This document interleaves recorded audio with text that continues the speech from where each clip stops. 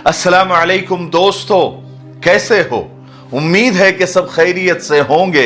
अल्लाह आप लोगों को ऐसे ही खुश रखे। मैं आज का वीडियो आपको कुछ याद दिलाने के लिए बना रहा हूं। चूंकि रमजान के 2 अशरे गुजर चुके हैं और आखिरी अशरा चल रहा है, बल्कि आखिरी हफ्ता कह लीजिए।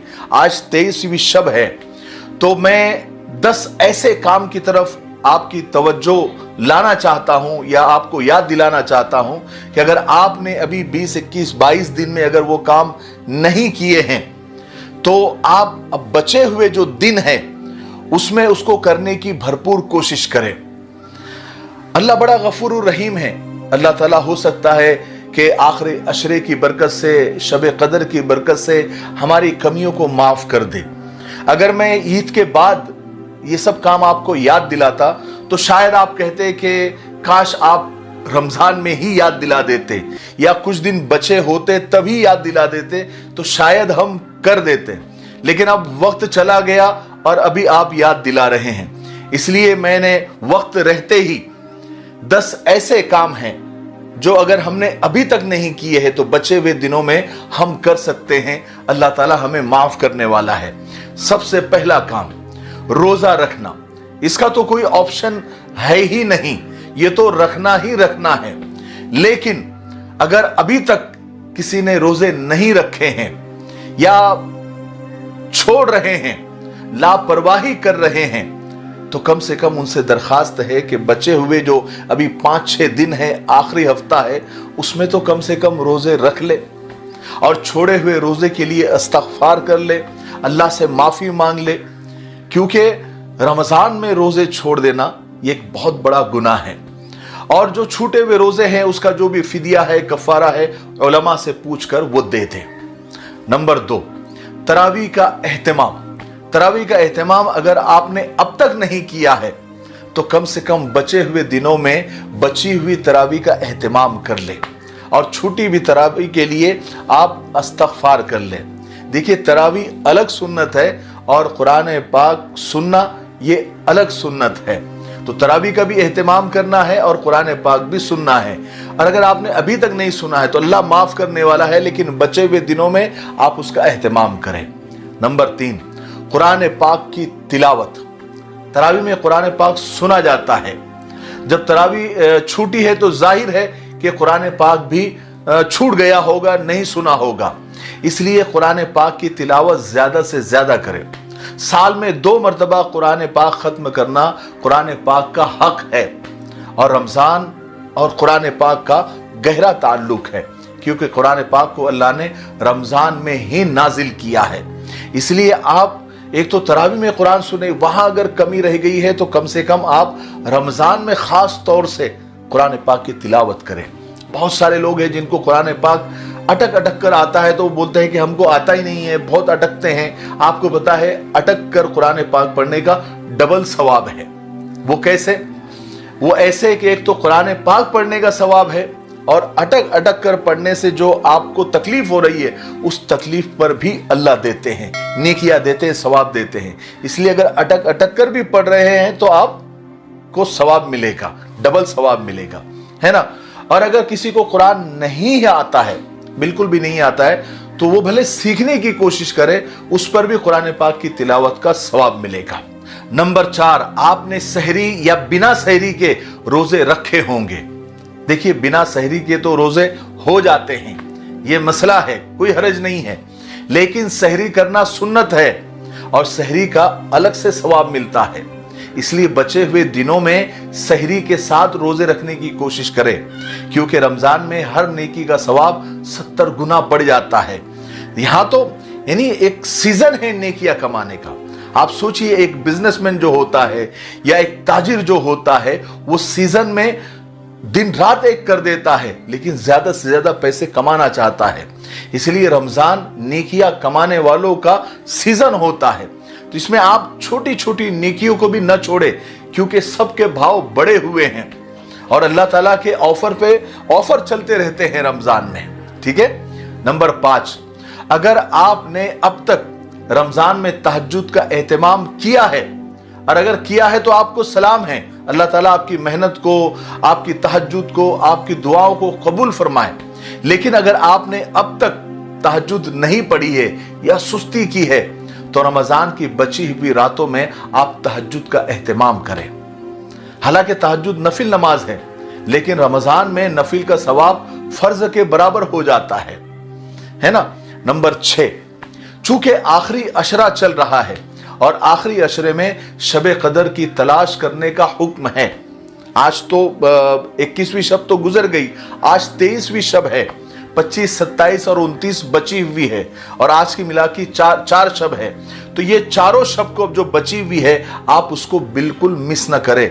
सारे काम आप आगे पीछे कर ले, दिन में थोड़ा सा काम कम करें ताकि थकावट कम हो और रात में जागने में आसानी हो। तो आप शब जितने भी चारों बचे हुए हैं उसके अंदर आप, और सबसे बड़ी बात, लोग समझते हैं कि ये शब जागने की रात है।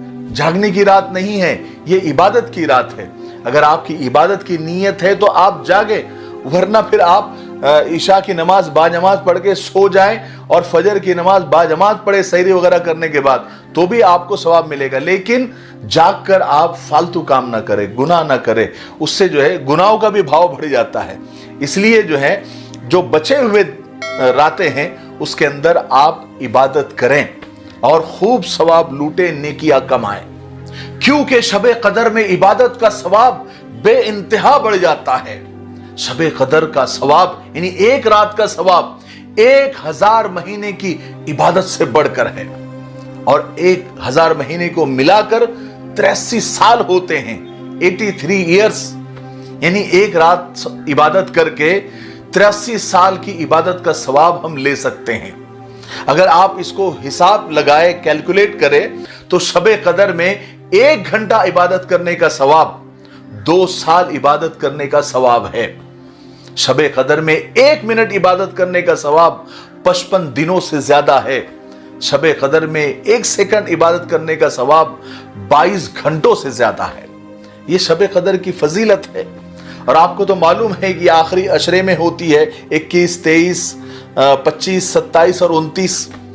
अब एक तो गुजर गई है, 4 बचे हैं। आप बिल्कुल भी मिस न करें और इसके एक एक लम्हे की आप कदर करें। नंबर 7, क्या आपने अपने मरहुमीन को याद किया?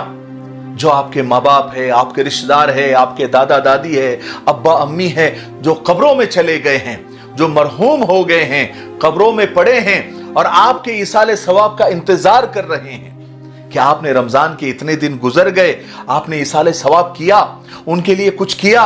अगर नहीं किया तो मैं आपको याद दिला रहा हूं, आप अपने मरहूमीन के लिए, अपने मरहूम रिश्तेदारों के लिए, अपने मरहूम माँ बाप के लिए, अपने मरहूम दादा दादी नाना नानी के लिए कुछ करें।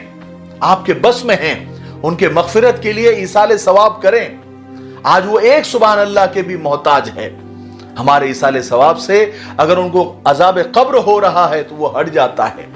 इसलिए बचे हुए रमजान के इन रातों में और इन दिनों में मरहुमीन के लिए सदका और खैरात करे, नेकियां करे, तिलावत करे, दरूद पढ़े, जिक्र करे और उनको सवाब पहुंचाए। नंबर 8, क्या आपने रमजान में गरीब रिश्तेदारों का ख्याल रखा?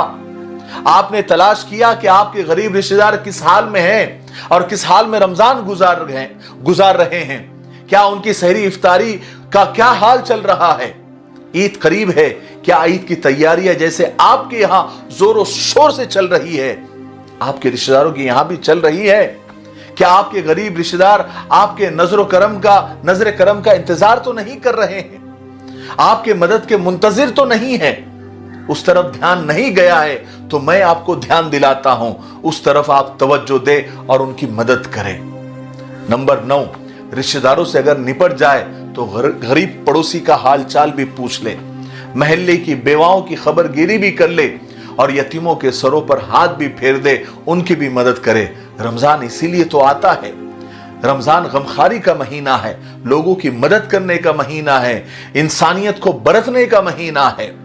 और आखिर में नंबर 10, सदक़े फित्र ईद से पहले पहले ध्यान से निकाल दें ताकि हमारी तरह और भी गरीब लोगों की, मोहताजों की ईद हमारी जैसी ही बेहतर से बेहतर हो। ठीक है, मुझे उम्मीद है कि ये 10 काम आप कर ही रहे होंगे। लेकिन जो लोग नहीं कर रहे हैं या उनमें से कुछ मिस हो रहा था, मेरे याद दिलाने से अगर उनको याद आ गया हो तो जरूर ये काम रमजान खत्म होने से पहले पहले कर लें। मुझे उम्मीद है कि अल्लाह ताला हमें अमल करने की जरूर तौफीक देगा। तब तक मेरे लिए, पूरी उम्मत के लिए, पूरी इंसानियत, पूरी मानवता के लिए और हमारे प्यारे मुल्क भारत के लिए, यहाँ की अमन शांति, तरक्की, उन्नति के लिए ये हमारा मिफ्ताही तलबीना है, ये नबवी नुस्खा है। आप सल्लल्लाहु अलैहि वसल्लम ने फरमाया ये पेट की बीमारियों के लिए बहुत मुफीद है और ये सुन्नत भी है, ग़िज़ा भी है, शिफा भी है, दवा भी है। इसे बनाने का भी बहुत आसान तरीका है।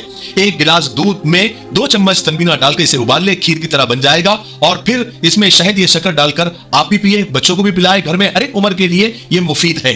स्क्रीन पर आ रहे नंबर पर आप कॉल करें, आप दुनिया में कहीं भी हो ये आप तक पहुंचा दिया जाएगा। ठीक है, एक से ज्यादा लेंगे तो कुरियर फ्री है। अगर आप डिस्ट्रीब्यूटर बनना चाहते हैं तब भी इसी नंबर पर आप कॉल करें। मुझे उम्मीद है कि आप जरूर, एक मर्तबा क्यों नहीं होता, आप खरीदेंगे।